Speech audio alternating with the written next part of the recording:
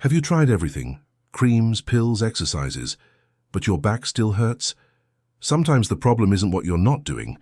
It's what's still in your life that's stopping your body from healing. Today, we'll go over 5 things you may need to remove to finally give your back a real chance to recover. It's all simple, human, and based on real-life examples. Let's start with something I see all the time, the trap of sitting too long. You might not think of it as a big deal, just watching a little TV, reading, maybe checking the news on your tablet. But when we sit in the same position for hours, especially in a soft chair or stiff kitchen seat, we put real pressure on the spine. Over time, this compresses the discs between the vertebrae, limits blood flow, and increases inflammation in the lower back. If you've ever stood up and felt like your back had locked up, that's exactly what I'm talking about. And believe me, it happens more often than you think, especially if you're over 60, when the body needs more help to keep moving freely. You deserve comfort, but your body also needs motion, even just a little, to feel better. I've worked as a physical therapist for over 25 years, and one of my longtime clients, Helen from Ohio, is a good example. She's 73, lives alone, and she's sharp as a tack, but she was in pain every morning. "It's like my back goes stiff in the night," she told me, "and I can't straighten up until lunch." I asked her to walk me through her day. Turns out, her favorite part of the day was her evening routine. She'd watch 3 or 4 episodes of her favorite detective show with a blanket and a mug of tea. That's about 5 hours in the same armchair. She didn't even notice how much time passed because she felt relaxed, but that stillness was slowly making things worse. I suggested a few changes, and within a week, she started feeling different. And it wasn't just Helen. Robert, a retired plumber from Tulsa, had a similar issue. He used to sit at the table playing solitaire on his laptop for hours. Once we added movement breaks and standing stretches, his morning stiffness eased. Up and his walks around the block became easier again. What often helps is setting a simple timer. Every 40 minutes, just stand up. Stretch your arms above your head.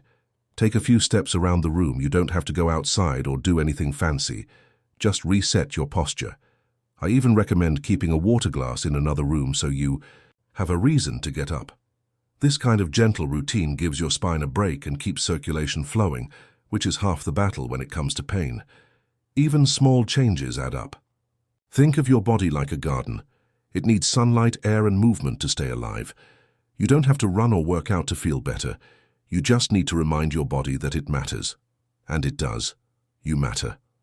Here's another one that often gets overlooked: the pillow you're sleeping on. It might sound like a small detail, but for many people over 60, the wrong pillow can mean waking up every morning with tight shoulders, a stiff neck, or a dull ache that spreads down the spine. As we age, the natural curve of our neck becomes more sensitive to pressure.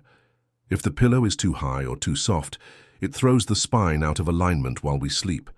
And when your neck isn't supported correctly, your back pays the price, especially the upper and lower parts, which often get tense from overcompensating. So if you wake up feeling sore, it's not just part of getting older. It could be a pillow that's silently working against your recovery every single night. I remember working with a gentleman named Frank from Arizona, 68 years old, retired school bus driver, wonderful sense of humor. He came to me complaining that every morning felt like he had been hit by a truck, even though he slept 7 or 8 hours straight. He had already bought a new mattress, actually 2, thinking that was the issue. When I asked about his pillow, he brushed it off at first. "It's just a regular one, I've had it for years." That was the clue. Turns out his pillow had flattened and no longer gave any neck support. I recommended trying a contoured pillow, the kind with a built-in neck roll. And just a week later, Frank told me it was the first time in years he woke up without that bruised feeling in his back. Another client, Linda, 72, from Oregon, had a similar issue. She always slept on her side, but used a soft, fluffy pillow that pushed her neck upward too much. After switching to a firmer pillow with proper height, her headaches and shoulder tightness faded. The funny thing is, we don't notice these misalignments while we sleep, but our bodies certainly notice when we wake up. One of the simplest ways to reduce back strain is to invest in a good pillow that supports the natural curve of your neck. If you sleep on your back, look for a medium firm pillow with a gentle neck roll. If you're a side sleeper, make sure your pillow keeps your head in line with your spine, not tilted up or down. And always replace old, worn-out pillows. Even a small change here can lead to big relief. Your rest matters. You spend a third of your life sleeping, and that time should heal you, not hurt you.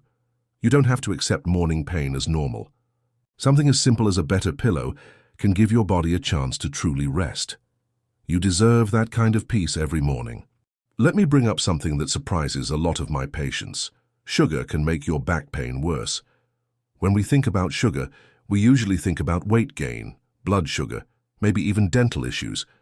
But what many people don't realize is that too much sugar in your diet can actually increase inflammation throughout your body.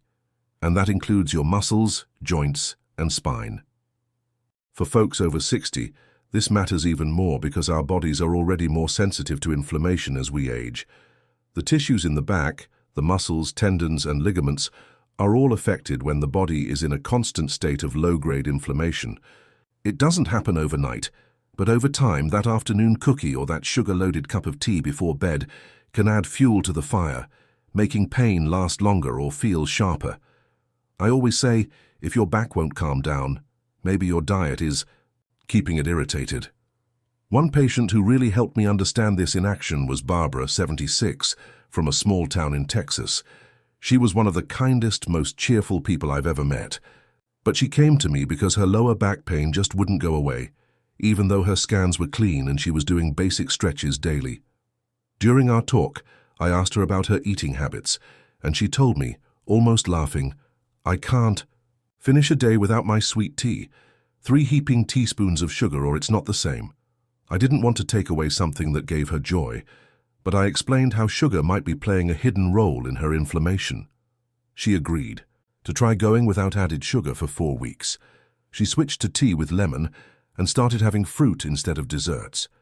At our next visit, she looked almost surprised. "I thought it was in my bones, but it's like I woke up with a different back." Another client, Mike, 71, from Ohio, had the same experience when he gave up soda. The pain didn't disappear completely, but it became manageable, and that gave him back his walks. One of the easiest ways to support your back is to cut down on added sugar. Start by noticing where it hides, in your tea and packaged foods, in snacks. Then swap where you can. Replace that evening cookie with a handful of berries or switch from sweet drinks to water with lemon. You don't have to quit everything at once. It's not a punishment. It's just a way of choosing less pain. Think of your body like a campfire.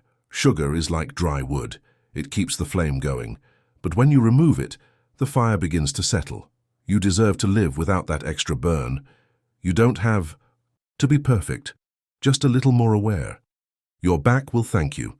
Let's take a moment to talk about something simple but often overlooked: staying hydrated. It might not seem like a big deal, especially if you're not feeling thirsty all the time, but water plays a crucial role in how your back feels, especially as you get older.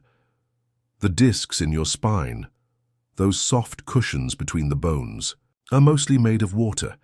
When you don't drink enough, those discs can dry out and become less flexible, which means they absorb less shock and create more pressure on your nerves and muscles.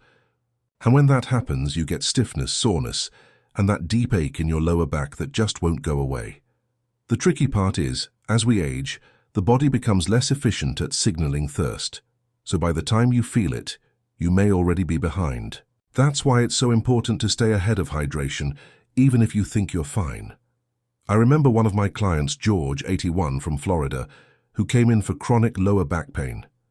George was a former golf coach, still sharp, still mobile, but he said the pain was taking the fun out of mornings. When I asked about his water intake, he admitted something I hear a lot.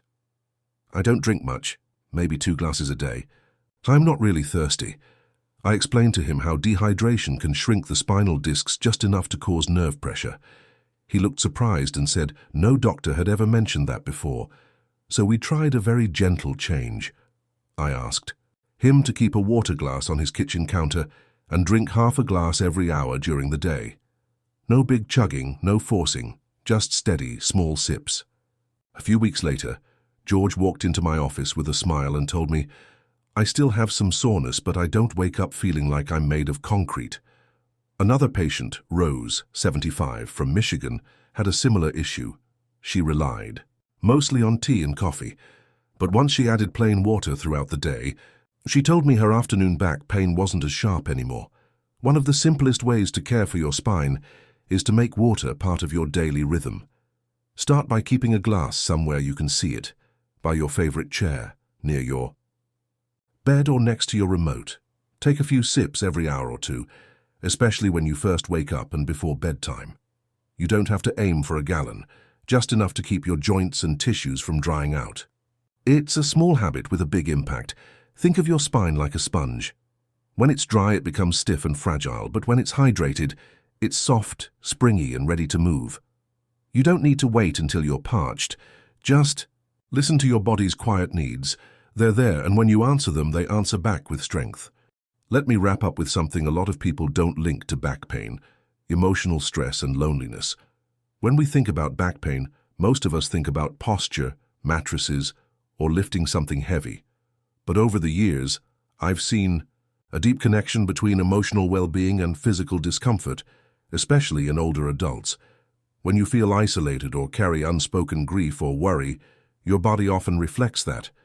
Muscles in the shoulders and lower back tend to tighten as part of the stress response, and that constant tension can lead to stiffness, poor sleep, and slower healing. If you've noticed that your back feels worse during hard emotional days, or if pain lingers longer than it should, you're not imagining it. Chronic stress keeps your nervous system on high alert, which makes pain signals louder and more persistent. And unfortunately, older adults are more likely to experience loneliness, especially after losing a partner, retiring, or when family lives far away. I had a patient named Margaret, 79, from California, who came to me for what she called grief in the spine. She had lost her husband the year before, and while she was doing okay physically, she stopped going out and rarely saw friends. Her daughter visited once a week, but most days she sat in silence, flipping channels and ignoring the phone. Over time, she told me her lower back started aching constantly. Her scans were normal, and we tried exercises, but nothing seemed to help. Eventually, I asked about her routine, and we both realized how quiet and disconnected her days had become. Her granddaughter, who lived nearby, started stopping in after school to take short walks with her. Nothing intense, just around the block or to the corner cafe. And slowly, Margaret's pain began to ease. She didn't just move her body, she reconnected with the world around her. I also remember Daniel, 74, from Colorado, who started attending a local chess group after his therapist suggested it, and he reported less stiffness in his back within 2 weeks of joining. When the mind feels supported, the body softens too. What often helps is simply making small, regular points of connection. You don't have to throw a party or join a club if that's not your style. Start by calling someone you trust, just to chat. Ask your neighbor to walk with you once a week. Try a video call with your grandchild. These aren't big gestures. They're gentle reminders to your nervous system that you're not alone, and your body responds to that warmth. Your healing isn't only about bones and muscles. It's about feeling safe, seen, and connected. Think of it like sunlight for your nervous system. Even a little warmth each day can make the pain feel lighter. You deserve that light. If something in this video felt helpful, please share in the comments which tip you're ready to try. Subscribe to the channel and click the bell so you don't miss simple, kind advice that might change your day. You are not alone. Even if the pain says otherwise, you're stronger than you think. And life, it's still with you. Just hold it by the hand.